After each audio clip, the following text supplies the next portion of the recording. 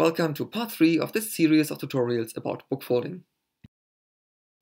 In this part, you will learn how to create a mark, cut and fold book which keeps its original thickness. While books created with other methods will become thicker and are displayed half opened, books created with this method can be displayed while they are closed. In the classical art digital instruction, this is called method 3 when the pattern is standing out from the background, and method 4 when the pattern is going deeper into the book than the background. To create your unique books using these methods, you will also need, as before, the mark, cut and fold CAD pattern table or pattern stripe picture. In the description of this video, you can find links to places where you can purchase the templates, which include the table and stripe picture, together with illustrated instructions for a vast set of patterns. The mark, cut and fold CAD pattern table is available both in inches and centimeters. A book of the appropriate dimensions, together with a pencil, a pair of scissors and a ruler.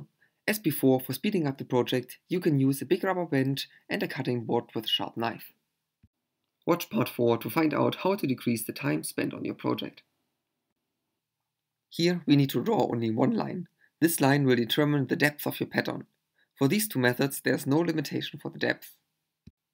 However, the recommended depth is slightly smaller than in the methods described in the previous videos, from half an inch to 1.5 inches or 1 to 4 centimeters. The next step is to mark where the pattern starts and ends. For this, you may use the mark, cut and fold CAD pattern table or the pattern striped picture. For each mark, you need to make a cut inside the book.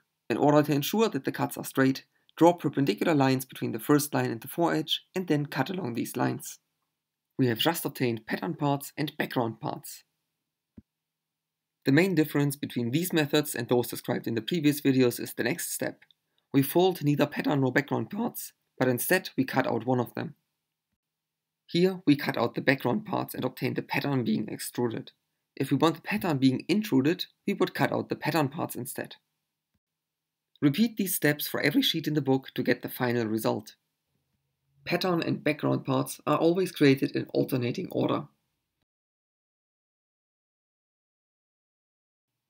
Mark, cut, fold and enjoy your book with Classical Art Digital. And do not miss the next part.